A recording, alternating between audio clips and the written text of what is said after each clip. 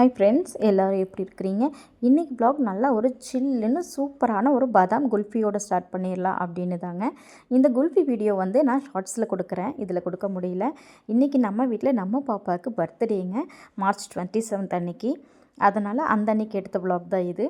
அவளுக்கு பிடிச்ச மாதிரி இருக்கட்டும்னு சொல்லி இன்றைக்கி வந்து ஃபுல் அண்ட் ஃபுல் நம்ம செய்கிற ரெசிபி எல்லாம் பாப்பாவுக்கு பிடிச்ச மாதிரியே இருக்கட்டும் அப்படின்னு சொல்லிட்டு தான் குல்ஃபி முடிஞ்சதுக்கப்புறமா ஒரு ப்ரௌனி செஞ்சுக்கலாம் அப்படின்னு சொல்லிட்டு கொஞ்சமாக வந்து டார்க் சாக்லேட்டும் பட்டரும் சேர்த்தி நல்லா இதை டபுள் பாயிலிங் மெத்தடில் மெல்ட் பண்ணிக்கலாம். நான் வந்து இதுக்கு அளவெல்லாம் பெருசாக எடுக்கலைங்க, எனக்கு தெரிஞ்ச மாதிரி ஒரு அப்ராக்சிமேட்டான அளவு தான் எடுத்தேன். அதுவே வந்து பர்ஃபெக்டாக வந்தது. இது வந்து நல்லா மெல்ட் ஆகிட்டு ஆறட்டும். ஆறுறதுக்குள்ளார ஒரு 1/2 கப் போல் ஒயிட் சுகரும் ஒரு 1/4 கப் ப்ரௌன் சுகரையும் பொடிச்சு வச்சுக்கலாம். இது நல்லா ஆறணுங்க. ஆறுனதுக்கப்புறமா தான் முட்டை சேர்த்தணும். முட்டை வந்து ஒரு முட்டை சேர்த்திக்கலாம். முட்டை வேணாங்கிறவங்க தயிர் சேர்த்திக்கலாம். இதில் கொஞ்சம் வெனிலா எசன்ஸ் சேர்த்தி இது நல்லா பீட் பண்ணிக்கலாம். நல்லா ஒரு 5 மினிட்ஸ் போல் பீட் பண்ணதுக்கப்புறமா நம்ம பொடிச்சு வச்சுருக்கிற ப்ரௌன் சுகரும் ஒயிட் சுகரையும் சேர்த்திக்கலாம். இதையும் வந்து நல்லா பீட் பண்ணி நல்லா ஃபுல் அண்ட் ஃபுல் நல்லா கலந்து வர வரைக்கும் கட்டி இல்லாமல் ஃபுல்லாக பீட் பண்ணிக்கணும். அதுக்கப்புறமா நம்ம மாவு சலிச்சு சேர்த்திக்கலாம். அதுக்கு வந்து பார்த்திங்க அப்படின்னா ஒரு கப் மைதாவில், அதாவது ஒரு 40 கிராம் அளவுக்கு இருக்குங்க, 50 கிராம் அளவுக்கு. அந்த மைதாவில் வந்து ஒரு டேபிள் ஸ்பூன் பேக்கிங் பவுடர், ஒரு டேபிள் ஸ்பூன் கோகோ பவுடர் ரெண்டும் சேர்த்தி கொஞ்சம் ஒரு பிஞ்ச் சால்ட் சேர்த்திக்கோங்க. அதை நல்லா ஒரு சல்லடையில் சலிச்சு சேர்த்திட்டு நம்ம ஏதாவது ஒரு ஸ்பூனோ ஒரு கரண்டியோ வச்சு நம்ம இதை கிண்டி எடுத்துக்கலாம். நல்லா ஃபுல்லாக நல்லா கலந்து வர வரைக்கும் நல்லா இந்த மாதிரி கொஞ்சம் டைட்டாக தான் இருக்கும் மாவு.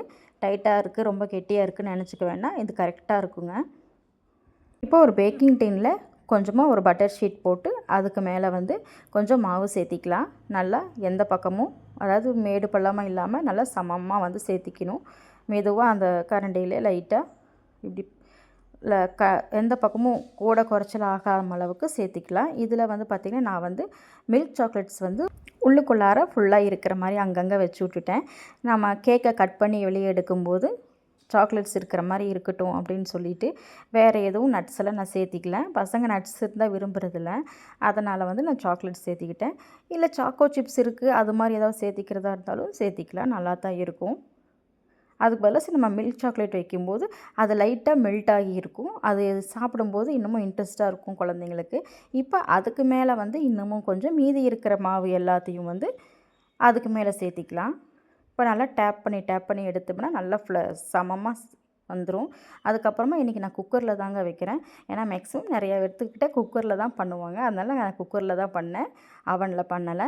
இதை வந்து நல்லா ஒரு மூடி போட்டு நல்லா குக்கர் ஹீட் ஆனதுக்கப்புறம் உள்ளே வச்சுட்டு அதுக்கப்புறமா ஒரு 20 மினிட்ஸ் கரெக்டாக இருக்குங்க அதுக்கு. அப்புறம் எப்பவும் போல் பிரியாணி தான் அவளோட ஃபேவரட் பிரியாணி, அதனால் பிரியாணியை செஞ்சுக்கலாம் அப்படின்னு சொல்லிவிட்டு வெங்காயம் பச்சை மிளகா நல்லா ஃப்ரை ஆனதும் தக்காளி சேர்த்தியாச்சு. மேக்ஸிமம் வெங்காயம் வதங்கினதுக்கப்புறம் இஞ்சி பூண்டு சேர்த்துவாங்க, ஆனால் நான் அப்படி செய்கிறது இல்லைங்க. இப்போல்லாம் இப்படி தான் செய்கிறது. இது வந்து டிரான்ஸ்ஜெண்டர்ஸில் செய்யும்போது நான் பார்த்தேன், நல்லா கரெக்டாக இருந்தது, அவங்க செஞ்சது நல்லா இருந்தது. அதுக்கப்புறம் நான் ட்ரை பண்ணி பார்த்தேன், எனக்கும் சூப்பராக வந்தது. அன்னையிலேருந்து நான் எப்போவுமே இப்படி தான் ஃபாலோ பண்ணிகிட்ருக்கேன். இப்போ இதில் வந்து நம்ம கொஞ்சம் உப்பு சேர்த்திக்கிட்டோம் அப்படின்னா தக்காளி நல்லா மசிஞ்சு வந்துடும். ஏன்னா தக்காளி நல்லா மசியும் போது பசங்க சாப்பிட்றதுக்கு ஈஸியாக இருக்கும், அங்கங்கே வராது இப்படி செய்யும்போது. அதனால தான் இந்த மாதிரி செய்கிறது. இதுவும் நல்லா வருங்க. இதில் வந்து இஞ்சி பூண்டு பேஸ்ட்டு சேர்த்திட்டு இப்போ நல்லா தக்காளி பிரிஞ்சு வந்துருச்சு பாருங்கள், எண்ணெயில் நல்லா வதங்கிடுச்சு. இதில் இஞ்சி பூண்டு சேர்த்து இதையும் நல்லா வந்து நம்ம பச்சை வாடை போகிற வரைக்கும் வதக்கிக்கலாம். வதக்கிட்டு இதுக்கு தேவையான மிளகாத்தூளும் நம்ம அரைச்சி வச்சுருக்கிறோம் இல்லையா வீட்டில் பிரியாணி மசாலாவுக்கு, அதையும் சேர்த்திக்கலாம். நான் பிரியாணி மசாலா வீடியோவும் வேறு ஒரு வீடியோவில் இருக்குது, பாருங்கள். இப்போ 3 கிளாஸ் அரிசி எடுத்துருக்கிறேன், பாஸ்மதி ரைஸ் எடுத்துருக்கிறேன்னா அதுக்கு தகுந்த மாதிரி 4 ஸ்பூன் கணக்கு வச்சுக்குவேன். மிளகாப்பொடியும் பிரியாணி மசாலாவும் 4 ஸ்பூன்னு கணக்கு வச்சு போடுவேங்க. அதிகமாக காரமாகவும் இல்லாமல் ரொம்ப மைல்டாகவும் இல்லாமல் கரெக்டாக இருக்கும் எனக்கு இந்த அளவு.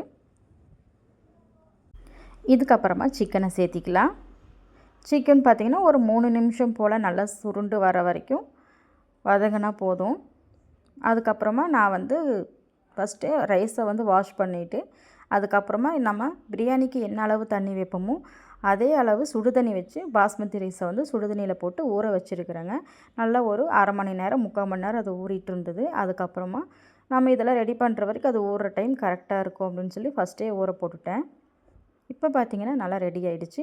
இப்போ அந்த அரிசி தண்ணியோடு சேர்ந்து நம்ம அதோடு சேர்த்திக்கலாம். சேர்த்திட்டு இது நல்லா கொதித்து தண்ணி கொஞ்சம் இழுத்து வரும்போது நம்ம தம் போட்டு விட்டுறலாம். ஃபுல் சிம்மில் வச்சு ஒரு 20 மினிட்ஸ் போல் தம் போட்டால் சரியாக இருக்கும். பசங்களுக்கு பார்த்திங்கன்னா இன்றைக்கி ஸ்கூல் இருக்கிறதுனால அவங்க சும்மா சிம்பிளாக லஞ்ச் பேக் பண்ணிவிட்டு ஸ்கூலுக்கு போயாச்சு. அவங்கள அனுப்பிச்சதுக்கப்புறமா தான் காலையில் அனுப்பிச்சதுமே குல்ஃபி செய்ய ஸ்டார்ட் பண்ணியாச்சு. குல்ஃபி ரெடி பண்ணி அதை ஃப்ரிட்ஜில் வச்சுட்டு நல்லா ஒரு 6-7 மணி நேரம் ஃப்ரிட்ஜில் இருந்தால் கரெக்டாக செட் ஆகிடும்னு சொல்லி ஃபஸ்ட்டு குல்ஃபி தான் பண்ணினேன். அது பண்ணி முடிச்சதுக்கப்புறமா தான் ப்ரௌனி பண்ணேங்க. ஏன்னா அதுவும் நல்லா ஆறணும். பசங்க ஸ்கூல் விட்டு வரும்போது இதெல்லாம் ரெடியாக இருக்குன்னு சொல்லிவிட்டு 3 மணி போல் பிரியாணி செய்ய ஸ்டார்ட் பண்ணினேன். இப்போ அவங்க வந்ததும் ஃபஸ்ட்டு ஸ்கூல் விட்டு வந்ததும் ப்ரௌனியே போதும், கேக் வேணான்னுட்டாங்க. எக்ஸாம்ஸ் டைம் தானேன்னு சொல்லி வேணான்ட்டாங்க. அதவே கட் பண்ணி சாப்பிட்டுட்டாங்க. குல்ஃபி பார்த்திங்கன்னா பர்ஃபெக்டாக வந்திருந்து சூப்பராக இருந்ததுங்க. இதே மாதிரி மெத்தடில் ட்ரை பண்ணி பாருங்கள். நான் ஷார்ட்ஸில் கொடுக்குற குல்ஃபி வீடியோ பசங்களுக்கு கொஞ்சம் சர்ப்ரைஸாகவும் இருக்கட்டும் அப்படின்னு சொல்லிவிட்டு அவங்க வர்றதுக்குள்ளே நம்ம இதெல்லாம் ரெடி பண்ணிடலாம் அப்படின்னு சொல்லி தான் ரெடி பண்ணி வச்சுருந்தேன். வந்ததும் ரொம்ப ஹாப்பி ஆகிட்டாங்க. கேக் வேண்டான்னு சொன்னதுனால அவர் பார்த்திங்கன்னா சாக்லேட்ஸ் வாங்கிட்டு வந்து கொடுத்துட்டாரு. எப்படியோ பசங்களுக்கு பிடிச்ச மாதிரி செஞ்சுட்டு அது நமக்கும் வந்து ஒரு ஃபுல் அண்ட் ஃபுல் திருப்தியாக இருக்கும். இப்போ பிரியாணி பார்த்திங்கன்னா நல்லா கரெக்டாக பர்ஃபெக்டாக கொஞ்சம் கூடி ஒன்றுக்கு ஒன்று ஒட்டாமல் நல்லா நீட்டாக வந்திருக்கு பாருங்கள். இதே மாதிரி ட்ரை பண்ணி பாருங்கள். சிலரெல்லாம் பாஸ்மதி ரைஸில் செய்யும்போது கொஞ்சம் நிறைய மிஸ்டேக்ஸ் வருதுங்கிறாங்க. இந்த மாதிரி ட்ரை பண்ணி பாருங்கள், கரெக்டாக வரும். அவ்வளோதாங்க, பொண்ணோட பர்த்டேவை சிம்பிளாக நீட்டாக முடிச்சாச்சு. ஸ்கூல் இருந்தனால எதுவும் பண்ணவும் முடியல. ஏன்னா எக்ஸாம்ஸ் போயிட்டுருக்கிறதுனால அவங்களும் எதுவும் வேணாம் அப்படின்னுட்டாங்க. அதனால் வீட்லேயே ரெடி பண்ணி பர்த்டேவை சிம்பிளாக கொண்டாடியாச்சு.